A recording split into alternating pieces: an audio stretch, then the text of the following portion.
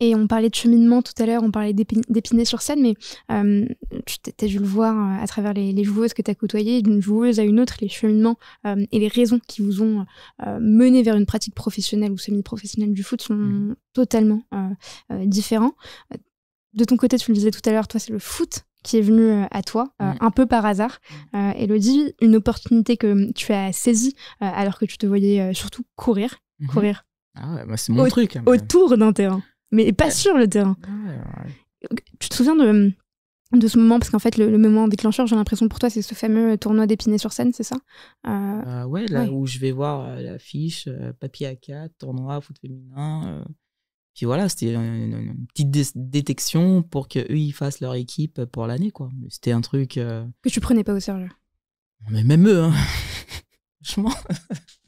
Voilà, pour moi, c'est un sport comme un autre, parce que comme me disent mes parents, je suis une sportive née. Moi, j'étais toujours en mode... les poupées, c'était pas mon truc. Moi, c'était vraiment sport. C'est vraiment un truc de ouf. Et je voulais faire comme mes frères. Quand ils faisaient du sport, il fallait que j'aille avec eux. Bien souvent, j'étais meilleur qu'eux dans ma catégorie. Ils n'étaient pas très doués.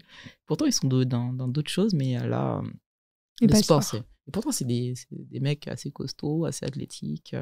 Non, ils ont plus un côté artistique. Et donc, si on revient sur Épinay-sur-Seine, donc, en fait, tu me dis que tu as cette feuille A4, t'écris ton nom sur cette feuille A4. Non, je la vois. Tu la vois? Pour te dire, tu vois, je le vois. Ouais. Je vois qu'il y a un tournoi et j'y vais. Ah, donc tu y vas. Ouais.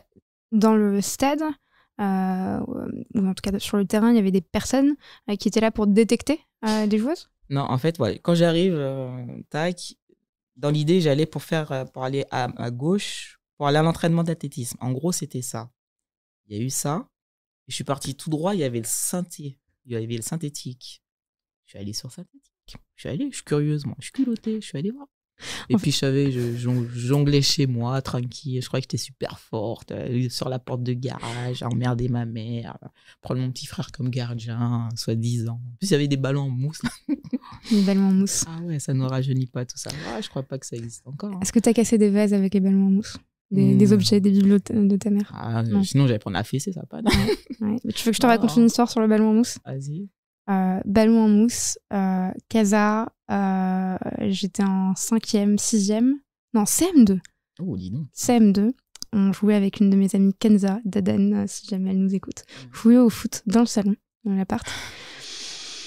Petit centre qui a atterri sur le vase Alors, on vient pas d'une famille ultra riche, vraiment pas, mais une classe moyenne. Et mon cousin qui a réussi dans la vie avait offert un vase en cristal à mon père. J'ai cassé le vase en cristal avec la balle en mousse, ce qui est quand même assez paradoxal et assez drôle. Mais voilà, petite histoire sur la balle en mousse. Qu'est-ce qui s'est passé après? Je me suis fait défoncer. Ah bah, naturellement. À base de valeur. Mais bien sûr, évidemment, bien sûr.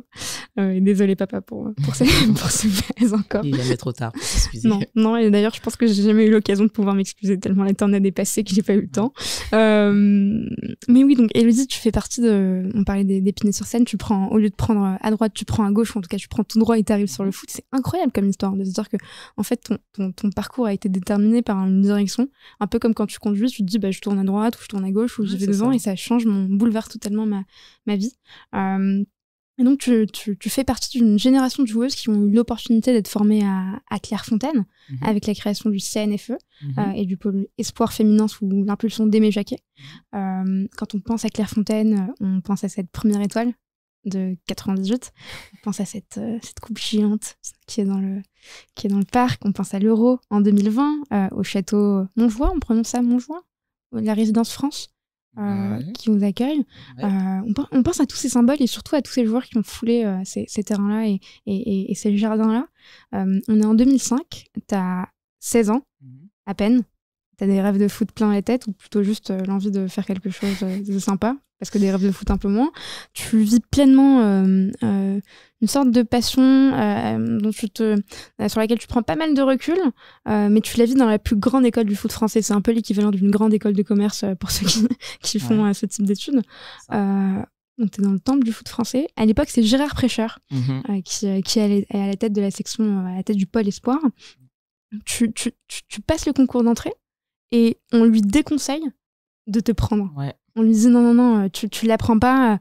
Ok, elle court vite, mais et par une seule décision, comme quand t'as tourné à droite et au lieu d'aller, enfin, t'es allé tout droit au lieu de tourner à droite, il va prendre une décision à contre-courant de ce qu'on lui conseille. Il va te prendre. Est-ce que tu te souviens de la conversation que tu as avec lui quand il te l'annonce et de ce qui s'en est suivi? Il me dit que c'est un véritable challenge, que j'ai 1 an pour apprendre à jouer au foot, simplement, et que si je ne réussis pas, terminé pour moi. Mais je reviens sur ce que tu dis sur la Coupe du Monde 98, où rêve plein les yeux. Moi, j'étais en Martinique avec mon père, avec mes frères, on était en vacances. Et lui, il regardait cette finale que je ne regardais pas. C'est ça qui est fou. J'étais en train de regarder un Picsou, en train de manger un flou au raisin. Et je comprenais pas pourquoi mon père était en train de crier derrière. Je comprenais pas. Franchement, je comprenais rien. Ok, d'accord. C'est un truc de ouf parce que voilà, tout ce qui s'est enchaîné donc sur Clairefontaine, c'est par rapport à la Coupe nationale, parce que pour entrer à Clairefontaine, avant tu dois faire j'ai fait les Hauts-de-Seine, après j'ai fait la Ligue de Paris, et de là ils sélectionnent des filles dans la France entière pour aller à Clairefontaine. Pas comme ça. Et ouais, je courais très très vite. Et mais d'ailleurs, ça a été mon identité. C'est ce qui m'a fait faire cette longue carrière. Et les gens, c'est vrai que j'ai aussi été critiqué, hein, mais ça fait partie du truc. Mais ouais, j'ai appris le foot à 15-16 ans, quoi, à jongler, à centrer. Mais même moi, je le dis, hein, c'est... Ouais, voilà. T'as recroisé les conseillers de Gérard Prêcheur qui ont dit de ne pas te prendre? Non. Après... ça m'étonne même pas, en fait, parce qu'ils me l'ont pas caché non plus. Donc, c'est Aline Rera qui me sort, donc c'est elle qui me découvre.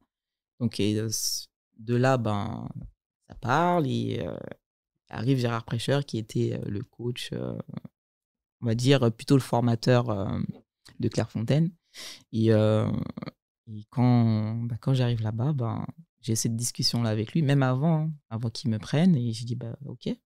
Et en fait, pour te dire, par rapport au chemin droite-gauche que j'ai pris dans ma vie, à ce moment-là, c'était une période où ma mère, elle partait vivre en Guyane, en fait, avec mon petit frère. Et moi, je voulais absolument pas y aller, en Guyane. Je voulais rester en France et tout. Mais après, t'es mineur, tu fuis ta mère, c'est logique. Bien sûr. Et j'ai été prise. Et du coup, je me suis donné les moyens pour... En fait, je faisais au jour le jour. Donc en fait, si je comprends bien, pour toi, c'était plutôt yes, je vais pas aller en Guyane, plutôt que yes. Franchement, ouais. Franchement, ouais. Voilà. Et c'est un truc de ouf parce que, ouais, quand j'arrive là-bas, c'est waouh. En plus, je me dis, bon, il n'y a plus maman derrière moi, je suis libre. Là, elle a lâché la bête, elle a lâché le lion. Une petite bêtise, tout ça et tout ça. Mais ouais, et pour le travail, j'ai toujours été sérieuse, en fait. En dehors, j'aime bien déconner et tout, mais quand je sais que c'est du travail, je reste sérieuse, et j'ai relevé le challenge de Gérard Prêcheur à ce moment-là. Et il m'a tout appris, hein, que ce soit footballistiquement, mais aussi pour ma vie de femme, parce que quand tu arrives à Clairefontaine, tu n'apprends pas qu'à faire du foot. Non. Ils ont une trentaine de mineurs. Il n'y a pas les parents, il y a une forme aussi d'éducation à continuer de leur côté. Et moi, ce qui me marquait, c'est dès le départ, ils disaient le matin, quand vous croisez quelqu'un, vous dites bonjour. C'est logique. Franchement, oui. Moi, je le fais. Mais c'est bien de le dire. Parce que tout le monde ne le fait pas naturellement. Tout le monde ne le fait pas naturellement. Et je me dis, ah ouais, là, c'est carré ici. Donc, on ne faisait pas n'importe quoi. Voilà, on nous accompagnait en tant que jeunes sportifs, aussi en tant que jeunes femmes, parce que c'est logique. Hein. Et ils l'ont très bien fait. En tout cas, moi, les 4 ans que j'ai fait à Clairefontaine, ça m'a permis aussi de... je dis souvent que c'est même le foot, hein, mais c'est ma deuxième famille, parce que c'est avec ces filles-là, ces personnes-là que je suis restée le plus longtemps, on va dire. Et tu crées des liens. Tu crées de véritables liens, et ça, c'est beau. Et aujourd'hui, j'ai 36 ans et j'ai gardé des liens avec des filles qui étaient avec moi à Clairefontaine. Et d'ailleurs, la plupart ont d'ailleurs ensuite été tes coéquipières aussi, à la fois à Montpellier, l'OL, et puis ensuite également pendant en équipe de France. On en parlait la semaine dernière avec Selma Amini de Clairefontaine. Et c'était intéressant parce qu'elle me disait, comme toi, qu'elle n'avait pas du tout elle se rendait pas compte de ces sélections, elle se rendait pas compte des enjeux qu'il y avait derrière. Elle a ressenti la pression quand elle y était, pression de réussir après avoir été sélectionnée. Et c'était hyper intéressant. On a parlé de pas mal de choses, de pas mal d'anecdotes, et ensuite on va en parler toi et moi. Mais si on revient sur, entre guillemets, des choses un peu plus sérieuses, Clairefontaine, c'est des centaines de candidats et de candidates, même, et aussi plutôt pour les filles. On parlait de cette pression de réussir après avoir été sélectionné. Toi, en plus de ça, tu avais cette pression de relever ce challenge que t'as donné Gérard Prêcheur. Réussir au bout d'1 an à prouver que techniquement, tu vas y arriver. C'était quoi les coulisses de ta préparation technique avec Gérard Prêcheur? Alors là, je vais sortir une petite anecdote. C'est Sarah Bouhaddi. Ça va dire... Tu te réveilles, Tommy, ça. Quand je faisais le casse-pipe, là, faire la gardienne pour toi, il fallait que tu me tires dans les mains. Et c'est vrai que Gérard, il nous disait en fin d'entraînement, Sarah, tu restes. Elle va faire 5 frappes pied gauche, 5 frappes pied droit. Mais Sarah, elle n'avait pas que ça à faire. Elle est rentrée dans sa chambre. Mais bon, voilà, ça fait partie du truc. Et aujourd'hui, Sarah Bouhaddi peut dire qu'elle a contribué à ta réussite en tant que joueuse. Bien sûr. Ouais. Elle et d'autres, bien sûr. Elles m'ont accompagnée, elles m'ont épaulée. Et puis, elles se sont adaptées aussi à mon jeu parce que moi, j'allais pas être une Louisa Nessib. Mais une Louisa Nessib n'allait pas être une Tomis non plus. Ça veut dire qu'on se complétait dans nos jeux. Moi, j'étais une nana rapide. J'ai été formée pour cavaler sur mon côté et centrer, en gros. Mais voilà, il y a toute une formation qui a été faite autour de ça et on s'est servi de ce profil-là pour pouvoir me mettre là où je suis, où j'étais. Et c'est intéressant ce que tu dis j'ai été formée pour cavaler soit sur un couloir ou soit sur un milieu de terrain, au centre du terrain pour courir, centrer. Comment on choisit son poste? Comment on se dit, dans ton cas c'est un poste d'attaquante, comment on se dit je vais devenir défenseur, milieu, gardienne? Qui est-ce qui décide de ça en formation? Alors moi, pas comme Eugénie, le sommaire qui a commencé le foot à 6 ans, ou une Camille Billy, où elle savait à peu près où elle allait. Moi, quand j'ai commencé, une personne qui va vite, tu la mets forcément devant. C'est ça. Donc au début, je jouais en pointe et après, on m'a mis sur un côté. Parce que là, maintenant, je vais le lâcher. Au départ, sur les tests, il y a toujours des tests, des va-mais-va, des trucs comme ça. Je trichais toujours, je me donnais jamais à fond. Jamais. Et puis un jour, j'ai décidé de faire réellement mes tests et tout. Mais Gérard, il savait des fois que j'ai cette carotte. C'est la première fois que tu lui dis, donc là, tu avoues à Gérard. Maintenant, j'ai plus il y a prescription. Je peux me lâcher. Non, mais je faisais pas tout à fond. Et, parce que j'avais déjà pisté que si tu faisais une grosse perf en va-mais-val, là... sur les 15-15, les 20-20 et tout ça, là, après, t'avais des longues distances. Et moi, j'avais pas envie de faire.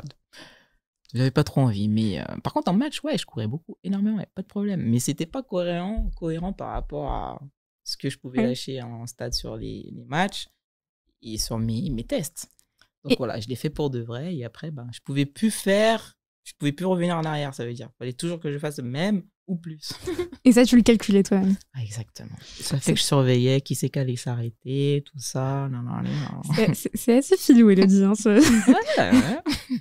Mais oui, donc, t'es formée, on en parlait tout à l'heure, à Clairefontaine, aux côtés de joueuses avec qui tu as gardé contact, qui sont devenues des amies de ta famille. On parlait de Laura Georges, Laure Boulot, Louisa Nessib. Louisa Nessib, t'as joué tellement de matchs avec elle. C'est incroyable. C'est la joueuse avec laquelle t'as joué le plus de matchs, d'ailleurs. Jessica O'Hara, Camille Abili. Cam, On entend beaucoup de joueuses en interview dire qu'arrivées à un certain âge, elles ont été contraintes de jouer avec les garçons.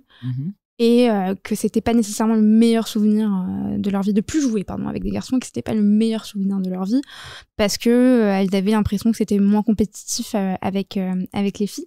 Il y a une des rares joueuses qui dit le contraire, c'est Amandine Henry qui dit que quand elle est arrivée à Clairefontaine, elle s'est dit là c'est vraiment du sport de haut niveau, on joue au foot, on s'entraîne, on cravache dur et puis en même temps on a les cours et on nous apprend, on nous prépare à l'après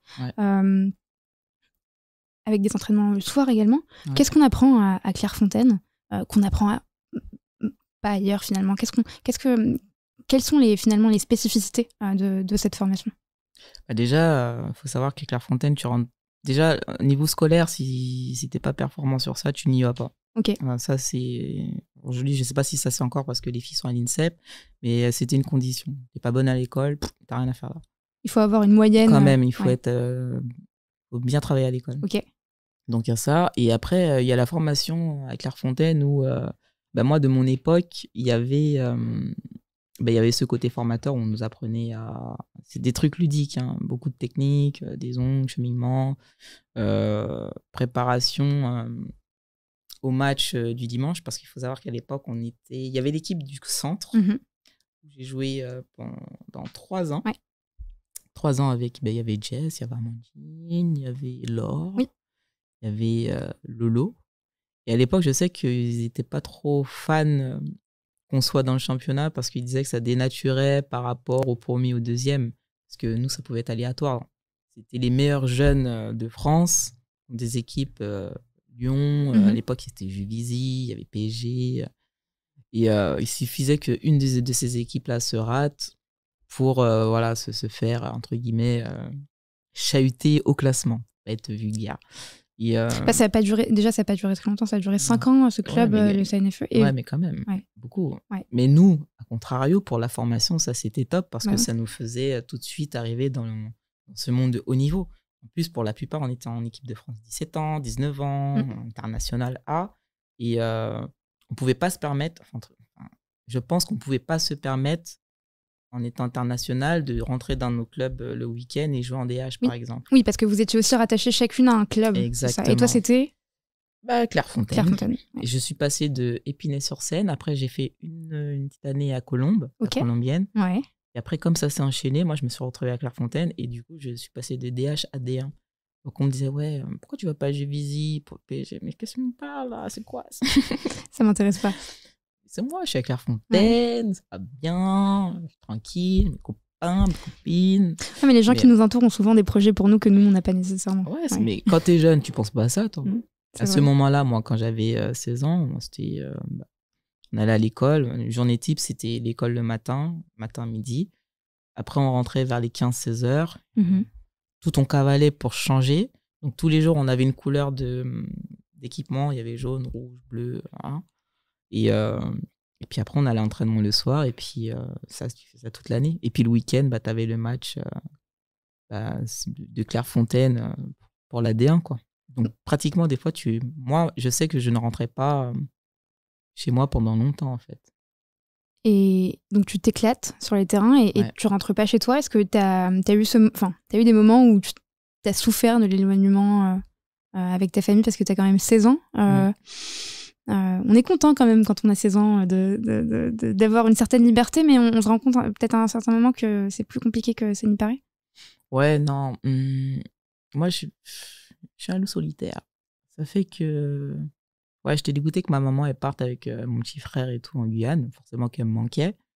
Mais j'étais trop contente d'être à Clairefontaine, sport et études. Parce que je savais, en vrai de vrai, je savais que j'allais faire mes petites bêtises, ma petite vie, que j'aurais pas eu ma mère pour me reprendre, la petite claque et tout. Moi, j'étais plutôt contente. C'était des belles années pour moi, Clairefontaine. Et puis, il y avait le lycée aussi, où on fréquentait d'autres personnes, où on a créé des liens. Ouais, il se passait vraiment beaucoup de choses à l'année au centre. C'est sympa.